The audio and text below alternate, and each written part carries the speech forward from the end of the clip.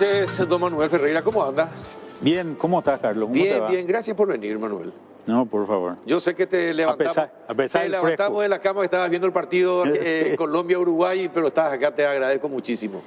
Dicho sea de paso, Colombia sigue ganando y ya están orillando los 30 minutos del segundo tiempo. Sí, señor. Sorpresa total para muchos. Te pregunto algo, fuiste ministro de Hacienda. Y la pregunta que siempre nos hacemos es, ¿en qué le beneficia al Paraguay ser parte del Mercosur? ¿Y qué es, después de 30 años, qué es el Mercosur para los países que la integran? Bueno, mira, Mercosur tiene una serie de ventajas que creo que son importantes de señalar. Primero, nosotros nunca fuimos muy buenos en los acuerdos bilaterales. Creo que los tratados de Itaipú y Yacyretá son un ejemplo de eso. Dentro del Mercosur están integradas una serie de negociaciones. Si nosotros hoy, ¿cuál es la ventaja que tenemos? En una empresa nosotros exportamos a un país del Mercosur, pagamos solamente IVA. No pagamos ningún tipo de arancel en el medio, ¿verdad? Eso es entre los países del Mercosur.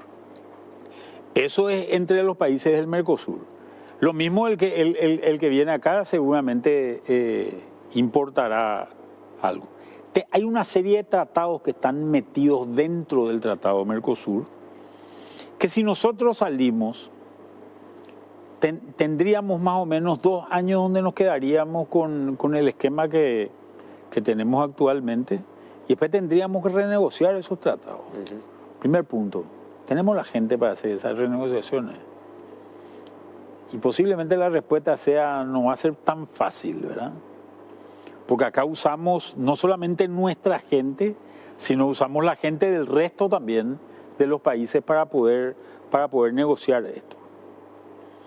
Yo creo que si nosotros salimos, tenemos que salir con un plan B, ¿verdad? Hay varias alternativas de plan B posiblemente, ¿verdad? Una alternativa que se planteó en un momento dado era, ¿por qué no entramos a la Alianza del Pacífico? Del Pacífico. La Alianza del Pacífico, México, Colombia, Perú y Chile, tienen una particularidad. Primero, tienen el doble de apertura de lo que tiene el Mercosur. El Mercosur tiene una apertura más o menos de 24%. Esto es importaciones y exportaciones sobre el Producto Interno Bruto. Paraguay tiene un nivel de apertura del 77%. O sea, es mucho más abierto que el resto de los países. Y tiene sentido, ¿verdad? Porque somos un país con mucha concentración agropecuaria en su producción, por un lado, y por otro lado, con una industria relativamente incipiente sí. o muy vinculada a la agroindustria en general, ¿verdad? Nosotros tenemos alrededor de 80% de los productos industriales que exportamos, 82% de los productos industriales que exportamos son de origen agropecuario. Entonces, tiene sentido que nosotros seamos más abiertos. El nivel de apertura, como te decía, de estos países son mucho mayores. Y después hay otra cosa también en la Alianza del Pacífico. Ellos no están integrados en cadenas. Ni soñemos nosotros en querer, si vamos a integrarnos a la Alianza del Pacífico, a producir un bien intermedio que después se va a convertir en un bien final en Chile o en Perú. No hay tal cosa. Nosotros ese tipo de cosas sí tenemos hoy. Hoy tenemos, por ejemplo, una cadena autopartista que está integrada al Brasil. Al Brasil, sí. Después tenemos un problema de integración física real. Nuestro corredor bioceánico está a la mitad recién. Está a la mitad recién, sí. ¿Verdad? Si nosotros queremos salir al Pacífico, muy lindo, si no queremos ir por acá, tenemos que agarrar una parte grande de tierra todavía, ¿verdad? No es tan fácil llegar todavía. Posiblemente lo hagamos en 2, 3, 5 años, ¿verdad? De hecho, hemos avanzado en alguna de esas cosas. Y después, cuando vos te integras a estos países, la nomenclatura de productos que se comercian en el Mercosur es más o menos de 10.000 productos. Para que tengas una idea, nosotros estamos más o menos en alrededor de 1.700 productos de esos 10.000 que son los que exportamos. ¿Hemos venido creciendo? Sí, hemos venido creciendo. De más o menos en los 90 estábamos en alrededor de 300 productos. Hoy estamos más o menos en alrededor de esos valores que te estaba diciendo. Obviamente excluyendo el régimen de turismo. El régimen de turismo es nuestra trampita dentro del Mercosur. Del Mercosur, sí. Que nosotros traemos sin aranceles para venderle a los brasileños fundamentalmente, ¿verdad? Otra alternativa es que Paraguay sea una especie de estado excepcional dentro del Mercosur. Que estemos y no estemos, digamos, ¿verdad? Es una propuesta, en algún momento Oscar Stark, que ahora está en Copaco, y que estuvo en la Secretaría de Mercosur, planteó una alternativa, esto como una alternativa, pero no hay ninguna experiencia al respecto, ¿verdad? Sería más o menos lo que en su momento hizo Inglaterra o hizo el Reino Unido dentro de la Unión Europea, con ciertas particularidades. Hoy hay un gran arrepentimiento también del tema de negociaciones dentro o del tema del Brexit. O sea, Brexit, sí. Nosotros, y después somos un país mediterráneo. Claro, también, pero la pregunta es, 30 años y pico del Mercosur, ¿nos sirvió? Y sí, está diciendo cuáles fueron las ventajas, pero ¿son suficientes para el despegue de Paraguay? ¿Podemos avanzar más rápidamente en la integración dentro del Mercosur? ¿Podemos ser más fuertes? ¿Paraguay puede ser más fuerte dentro del Mercosur y cambiar el Mercosur para que avancemos más rápidamente? Porque mucha gente se queja del lento desarrollo del Mercosur. Y el Mercosur se quedó truncado. Yo creo que el Mercosur se queda truncado cuando aparece el Plan Real y Brasil hace una devaluación. Cuando se estaba convergiendo hacia una serie de políticas macroeconómicas uniformes, Brasil decide hacer una devaluación fuerte de su moneda sin ningún tipo de acuerdo con el resto de los países, ¿verdad? Y en aquel momento yo creo que ese fue el fin de tal vez espacios de coordinación macroeconómica que podíamos haber tenido en su momento. Fíjate que esta característica, nosotros somos un país mediterráneo medio sui generis, porque somos un país mediterráneo, pero tenemos una vía fluvial para salir. En esa vía fluvial le tenemos ahí al lado a Argentina, que va a seguir estando. Va a seguir estando, sí. Por los siglos de los siglos, seguramente, sí. ¿Verdad? Entonces, como Argentina está ahí, nosotros siempre vamos a tener seguramente problemas para pasar. Y fíjate que... Sí, eso era lo que tenía que desaparecer con el Mercosur. ¿Cómo es posible que sigan ocurriendo esos problemas? Sí, pero por otro lado, ponete a pensar en la contracara de todo esto. Lo que entra. Los problemas de Argentina hicieron que, por ejemplo, todas las empresas prácticamente que operaban en la Argentina y hacían fletes en la hidrovía se mudasen a Paraguay. Hoy Paraguay tiene una flota, sí. La tercera flota más grande del mundo. Fluvial más grande del mundo. Sí. Esto no iba a ser posible si no estábamos en el Mercosur.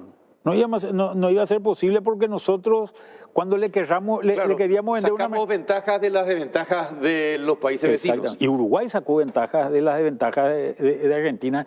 Nosotros llegamos a ser el sexto exportador mundial de carne, por ejemplo. Porque Argentina se pegó un tiro en la pierna en el negocio, uno de los negocios más importantes que tenía. Sí, ¿verdad? Exacto. Entonces, hay muchos temas vinculados a esto. Claro que es extremadamente incómodo que, por ejemplo, hoy vos le tengas a un presidente argentino que no te da pelota. Que no te da, sí. Directamente no te da pelota, porque eso creo que es lo que se ha demostrado en esta cumbre del Mercosur. Sí. No le dio importancia al Mercosur, Milei. Y Milei mira a Israel y mira a Estados Unidos y el resto básicamente no le interesa, ¿verdad? Entonces, y creo que el Mercosur entra dentro de esas generalidades, ¿verdad? Entonces, el tema es complejo. Nosotros tenemos temas bilaterales con Argentina que son importantes. La hidrovía es una, Yacyretá es otro. Por lo menos no pagó, ¿verdad? Sí. Que fue maná para el Ministerio de Economía, ¿verdad? porque nunca antes había pasado algo así. Sí, no. Tanta plata que pagaron, no. Siempre eran a puchito, siempre. Y siempre te decían, no creo que te paguen pesos, Sí. ¿verdad? Ese siempre era la ¿Te historia. hicieron esa propuesta también cuando eras ministro? Claro, a todos le hicieron. No, yo creo que nadie se salvó de esa propuesta, ¿verdad? Sí, esa era la ida y vuelta. Entonces, el tema es complicado. Nosotros también tenemos que ir avanzando en el tipo de productos que producimos y en la integración de las cadenas. En esa integración de las cadenas está claro, nosotros somos un país de desarrollo relativo menor al resto de los integrantes. De la región, Sí, ¿verdad? de la región, sí. Nosotros somos un país que, vos mirás los números, y somos la América Latina de hace 40 años, ¿verdad? Paraguay. Paraguay es la América Latina de hace 40 años. Fíjate, nosotros tenemos, por ejemplo, mucha población rural todavía. Paraguay está con 37% de población rural contra 17 promedio, que es el promedio de la región. Argentina tiene 3. ¿verdad? Eso quiere decir que las ciudades no crecen en el interior, Están creciendo. pero muy lentamente. No, están creciendo, lo que pasa es que ese proceso se desarrolla mucho más tarde. Nosotros tenemos una carga histórica importante, Carlos, que yo creo que viene desde la guerra de la Triple Alianza, donde el país quedó devastado. Esa devastación, cuando nos empezamos a recuperar, viene otra guerra, Sí. que nos vuelve a generar un problema importante. Y nunca nosotros tuvimos un plan Marshall. Nadie vino a decir, acá Sí, tenés, sí. como le dijeron a Desarrollate. Alemania o a Japón, Claro. en la posguerra sí. de la Segunda Guerra Mundial, ¿verdad? Acá no hubo nada de eso. Entonces, obviamente, nosotros tuvimos que surgir a partir de una serie de cosas. Y creo yo que en los últimos 20 años se han hecho relativamente bien las cosas. Y esas cosas que se hicieron relativamente bien nos han permitido tener un crecimiento importante que nos permitió avanzar en montones de indicadores. Perfecto, pero la macroeconomía, ¿cuándo va a empezar a derramarse en el bolsillo de la gente? Pero es que se derramó en el bolsillo de la gente. Te voy a decir, te voy a dar algunos indicadores que tal vez no sean tan obvios. Paraguay metió 3,5 millones de personas a la clase media en estos últimos 20 años. Sacó de la pobreza bajó de 57,7 a 24 y la pobreza extrema bajó de 18 a 4. Esto lo conseguimos con medidas de mercado fundamentalmente, a diferencia del esfuerzo que hizo Argentina con políticas sociales y elevó sus niveles de pobreza. Sí.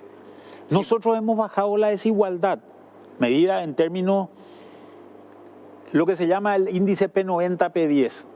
El índice P90-P10 es la comparación de cuántas veces gana el 10% más rico comparado con lo que gana el 10% más pobre.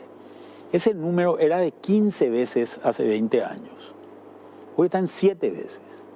O sea, hemos acercado las puntas. Entonces, la situación es compleja, claro que es compleja. La situación es fácil, pero yo prefiero ver el vaso medio lleno que el vaso medio vacío. Y hay que ver la película, no la foto. ¿Podíamos haber hecho muchísimo mejor las cosas? Claro que podíamos haber hecho muchísimo mejor las cosas.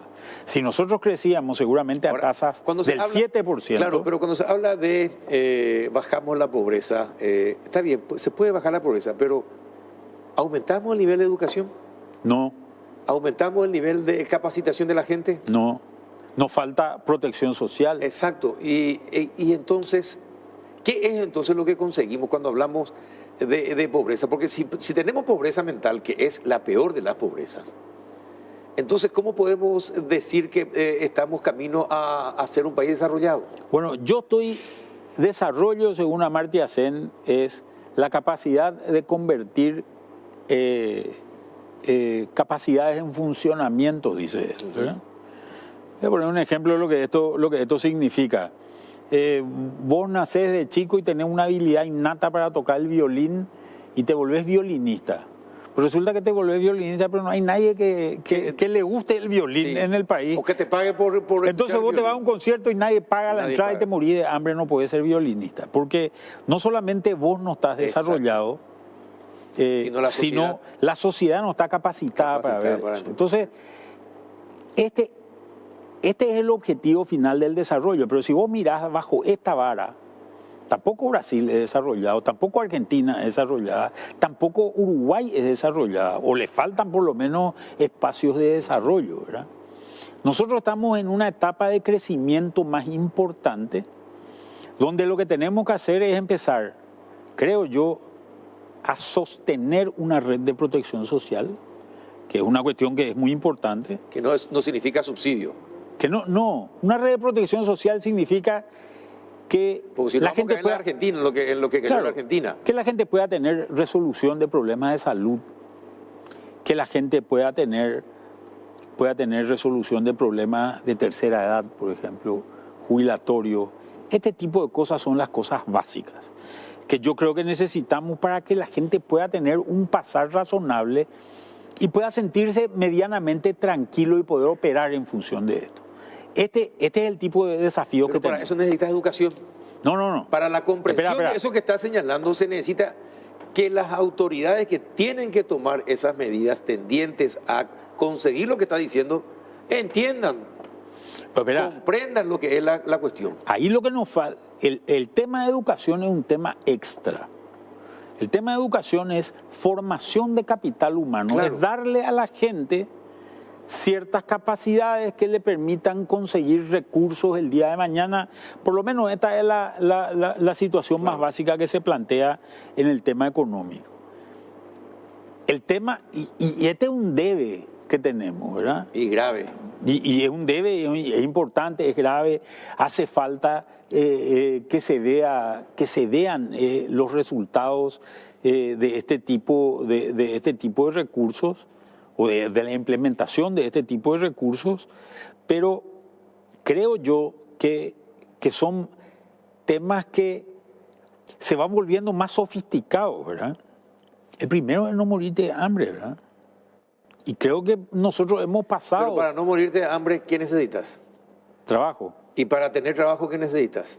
Paraguay... Estar capacitado en algo, ¿verdad? Pero te voy a decir una cosa. El 89% de los ingresos de un paraguayo promedio vienen del trabajo. Sí. En el sector más pobre, el 75% de sus ingresos vienen del trabajo. El paraguayo ha tenido el orgullo de llevar el pan a su casa, cosa que no ha tenido el argentino ni no ha tenido el brasilero. Yo sé que tal vez sea más fácil ser crítico a este tipo de cosas, pero vuelvo a decir, yo prefiero ver el vaso medio lleno que el vaso medio vacío. Creo que hemos hecho muchos avances y nos falta mucho por avanzar, porque así como te digo, sacamos 3,5 millones de personas de la pobreza, también te digo, quedan todavía 1.800.000, 1.600.000 que tenemos que ir sacando. Viste que ahora cambiaron todos los números, entonces uno se confunde, ¿verdad? Esos 7 millones, 8 millones que supuestamente éramos no es tal. Desaparecimos unos cuantos. Hay otra cosa también, esta migración. La migración a Europa, a Argentina o a Brasil. No, Argentina le da más bienes públicos a un paraguayo que Paraguay. Yo te cuento una anécdota. Yo hice un trabajo para el Banco Interamericano de Desarrollo en la provincia de Buenos Aires. Y ahí me enteré de ciertas cosas. La provincia de Buenos Aires en aquel momento repartía 70.000 casas por año. 15% más o menos de la gente eran paraguayos. Eran paraguayos. O sea, imagínate, 70.000 casas son más o menos 10.000 casas para paraguayos. Sí. Hay más casas para paraguayos en Argentina que en Paraguay, ¿verdad? Porque acá creo que el número está más o menos 2.500 todavía, ¿verdad? Tratando de hacerlo crecer, pero todavía están esos números, ¿verdad? Entonces, hay deberes que tenemos que hacer, pero hay que evaluar bien el tema. ¿Por qué hay que evaluar bien el tema? Porque si nosotros lo que queremos es autoflagelarnos y tiramos los números para abajo, no estamos teniendo una evaluación seria de la situación actual sobre la que no tenemos que parar para poder construir. Por ejemplo, nosotros seguimos teniendo instalados en el gobierno políticas de reducción de la pobreza. Esas políticas de reducción de la pobreza deberían disminuir y deberían aumentar políticas destinadas a sostener a la gente fuera de la pobreza, que son distintas, no son iguales. Cuando yo no quiero que te mueras de hambre, te voy a dar comida. Plan hambre cero. Pero plan hambre cero no es el problema el problema principal hoy de Paraguay. Vos estás diciendo, necesitamos un estadio superior, necesitamos tal vez que en esas escuelas no solamente se coma bien, sino se enseñe bien. Sino que en esas escuelas se enseñe bien. Posiblemente que tengamos una computadora. Yo hubiese pensado en un programa de desarrollo donde vos decís, fíjate que nosotros estamos replicando el sistema educativo stronista. ¿Por qué? ¿Qué hacía Stroessner? Inauguraba escuelas en todo el país. Básicamente era llevarle la escuela a la casa a la gente. Entonces cada compañía tenía su escuela, tenía su maestra, etcétera, etcétera. Cuando lo que se hace en los otros países es lo contrario. Se le lleva el camino y se le pone un vehículo para que esa gente se vaya a un centro educativo de alto nivel y de mucho, porque este es un tema también de economías de escala, ¿verdad? Entonces, creo que tenemos que empezar a pensar en temas distintos a los que venimos pensando. Ahora, para pensar tenemos que comprender las cosas. Si tenemos una población mayoritariamente que no comprende lo que lee, ¿qué le podemos pedir? No, categórico. Es que yo estoy de acuerdo contigo. Estoy totalmente de acuerdo contigo. Es más, está demostrado en la literatura que el incremento que se da en los años de educación tiene una causalidad sobre el nivel de ingresos que esa gente genera. Así mismo. Usando como único proxy el nivel de ingreso, ¿verdad? Diciendo una persona es mejor porque tiene mejor nivel de ingreso, cosa que no es tan cierta, ¿verdad? Sí, también. No es tan cierta, pero utilizando esa aproximación, nosotros obviamente necesitamos un mayor nivel de escolaridad. Pero te digo algunas cosas que han pasado antes y que son importantes de tenerla en cuenta. El agua ha llegado a las familias del interior. Cuando llega el agua, se libera mano de obra infantil. Gran parte de todas estas expropiaciones que se hicieron y que se convirtieron en programas de reforma agraria en diversas partes del país, por ejemplo en San Pedro sobre todo, se agarraba una estancia y se partían un montón de pedacitos de 10 hectáreas, pero no se le ponía ningún servicio a eso. Entonces vos te tenías que ir a traer el agua a 2 kilómetros. Ir a traer el agua a 2 kilómetros significa acarrear, no sé cuánto, 50 litros de agua por día para una familia base, ¿verdad? Exacto. Imagínate que 10 litros por persona es casi nada para cocinar, bañarse, asearse, limpiar la casa, etcétera, ¿verdad? El hecho de que haya llegado el agua corriente permite liberar mano de obra infantil, como te decía, y permite aumentar el nivel de escolaridad. Y cuando vos ves, hay una correlación entre la existencia de agua corriente o el incremento de agua corriente en Paraguay que se ha dado importantemente en los últimos 20 años. Y la mayor presencia de chicos en las escuelas. Y el incremento de la escolaridad y el incremento también de la mano de obra femenina en el mercado de trabajo. Porque la otra que hacía ese trabajo era la mujer. La mujer, claro. Hoy mucha de esta gente puede tener un lavarropa, por ejemplo, que no podía tener antes porque no tenía agua corriente, ¿verdad? Obviamente también bajaron las tasas de interés. Al bajar las tasas de interés, yo puedo comprarme ese lavarropa en cuota seguramente, ¿verdad? Cosa que antes no podía hacer. Bueno, pero volviendo al tema principal, y en resumen, ¿qué se puede esperar del Mercosur? Bueno, así objetivamente hablando, para los próximos 5 años, por lo menos. Y yo creo que no gran cosa. A mí... Más de lo mismo. Mira, ¿qué es lo que salió en esta reunión del Mercosur? El tema más importante posiblemente es el tema de que vamos a conversar con China como Mercosur. Y ahí rápidamente el gobierno levantó la mano y dijo Sí. Siempre que no afecte nuestro relacionamiento con Taiwán. Y eso es imposible.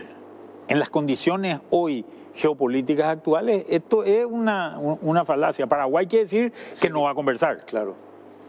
Y si Paraguay no conversa... Puede conversar, pero no va a alinearse a comercializar si es que se le pide... Pero fíjate que los 4 países tienen derecho a veto. Al tener los 4 países derecho a veto, quiere decir que por culpa de Paraguay... ninguno de los países va no se va a cerrar un acuerdo con China. Nosotros hoy recibimos alrededor de 3.500 millones de dólares de exportaciones de importaciones chinas hoy, y le estamos exportando 21 millones de dólares. Cuando que nosotros estamos teniendo que mandar obligatoriamente gran parte de nuestra producción, por ejemplo, a la Argentina, porque no le podemos vender al principal comprador de soja del mundo, o no le podemos vender al principal comprador de carne del mundo, que es China, por este acuerdito que tenemos con Taiwán, ¿verdad? Entonces, más allá de los problemas que tiene Taiwán, de la importancia que Paraguay juega en todo esto, pero en realidad nuestro tema no es un tema muy beneficioso para el país, sí. Ese tema. Entonces, yo veo medio negro el acuerdo con China dentro del Mercosur, y creo que es más bien discursivo que real. Ahora, vamos a ver si Brasil, Argentina y Uruguay no se pichan con nosotros porque nosotros le estamos vetando cada rato, y vamos a ver qué escenario eso desarrolla si es que se genera un avance en serio. Interesante está el tema geopolíticamente hablando. Manuel, te agradezco que hayas venido, nos hayas explicado todo esto y nos hayas instruido con lo que estaba diciendo. Muchas gracias por venir y dejar el partido de Argentina-Colombia, ese de Uruguay-Colombia. Así que te agradezco muchísimo. No, gracias a vos, Carlos, y un saludo a toda tu teleaudiencia.